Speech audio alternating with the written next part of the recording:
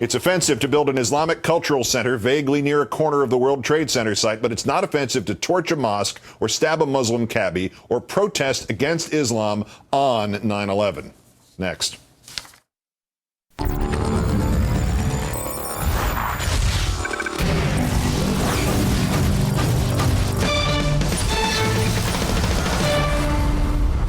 There have already been charges filed against the man who attacked a Muslim cab driver in New York City, and federal authorities had been investigating a suspicious fire at a Tennessee Muslim Center construction site. But now in our third story, the Department of Justice is investigating both those incidents, too, possibly as hate crimes. Meantime, the actual insensitivity of protesting the Park 51 Islamic Community Center on the 9th anniversary of 9/11 is gaining attention from the families of 9/11 victims. First, the Department of Justice has opened investigations into the taxi driver attack and the Tennessee fire. Spokeswoman telling Talking Points memo, quote, "The department is investigating these matters with local authorities." And the former acting director of the Department's Civil Rights Division told TPM, quote, "I think it's pretty clear that there is a hate crime investigation underway," referring specifically to the incident in Murfreesboro. At the expansion of an existing Islamic center there, 4 pieces of heavy construction equipment were set ablaze on Sunday with the help of an accelerant, according to the local authorities. As for the attack on the Muslim cab driver in New York, the alleged assailant has already been charged with a hate crime under New York state law, but that would not preclude an additional indictment under federal law. And at the site of the proposed Park 51 Islamic Community Center, a planned protest against it, scheduled for 9/11, is being criticized for its insensitivity. To be clear, there is no issue about the rights of anyone to protest, but actual insensitivity, as well as hypocrisy, are at issue.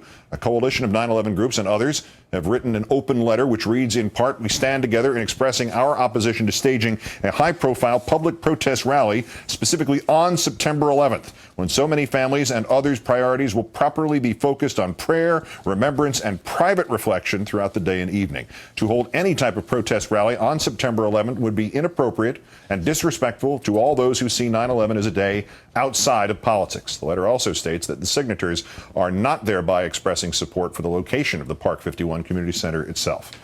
Let's turn to the co-author of that letter, David Payne, president and founder of 9/11dayofservice.org, a nonprofit created to turn September 11th into a national day of service. David's co-founder, Jay Winnick, lost his younger brother, Glenn, a volunteer firefighter, in the collapse of the World Trade Center towers. Thank you for your time tonight, sir. Thanks for having me here. We quoted part of that letter, but if you'd start by expressing the intent of it yourself, I think that would be best. Well, you know, 9/11 has always been a sacred day, and our organization, My Good Deed, worked for the last 8.5 years with the entire 9/11 community to establish September 11th as a national day of service and remembrance, really so that the 9/11 community would have a day of peaceful reflection and remembrance. And we just don't feel that it's appropriate to have street protests and rallies on that day when so many families are really struggling with just the issue of the loss of their loved ones. And 2 quick points to add to this. You don't dispute anybody's right to protest, and your objection is not about what this protest is about, just the fact of a protest about something on that day, correct? Yeah, it's really about the timing of the rallies. And, you know, We've written to both individuals and organizations that are for the mosque as well as against it, and we've said, look, you know, 9/11 is a day that just needs to be reserved for the 9/11 community, and do it on another day. And so, yeah, we don't have any problem with people expressing their point of view, and certainly we don't begrudge 9/11 family members themselves that may feel that it's important for them to be there. Have you gotten any response from the organizers of the protest scheduled for this 9/11 against the Park 51 project? Yeah, we have. I mean, so we talked to the organizers that are running the rally in opposition to the mosque, and they've initially rejected our request. We sent them a second letter today asking them to reconsider, and we've also talked to the organization that is considering running a rally, to protest bigotry and hate, and we've asked them to do the same thing, to maybe stand down for that one day. I mean, we really do need that. The nature of what's going to wind up at the Ground Zero site when this is finally concluded has been an issue since that day, since September 11th, 2001. Obviously, there's going to be commerce. It's not just going to be remembrance. It is the middle of the city.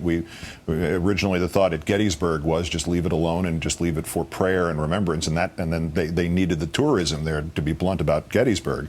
But is this the point of your letter? Can it be boiled down to something a lot simpler than all that debate? I mean, just to please give some room and some peace to grieving family members and people who lost friends, let's not exclude them, so that they know they will have that one day each year to just be with themselves and their memories? Yeah, I think that's exactly. I think you said it very, very well. I mean, we all get caught up in these very, important and serious topics that do result in a lot of controversy. But for, the average 9/11 family member, this is a widow that may be waking up every 9/11 and once again is dealing with the fact that her husband didn't come home 9 years ago, and she's having to deal with the issues of helping her family and her children through that. And it is a very difficult thing. I have to tell you, I mean, I've been working with the 9/11 community for 9 years. These people are heroes. They are absolute heroes, and they've gone through hell, and they need a day where they can have peaceful reflection and remembrance, and we all owe that to them. And my goodness, we fight every day of the year. Why can't we just have one day when we can set aside our differences? You remember back in 2008, our organization called on both presidential candidates at the time, Senators McCain and then Senator Obama, to pull their campaign ads for the date, and they did it. So I think that's what we're looking for. Particularly this year. It's on top of everything else, it's a Saturday. David Payne of 9/11dayofservice.org. Great thanks and good luck with this project. Thank you very much. Appreciate it.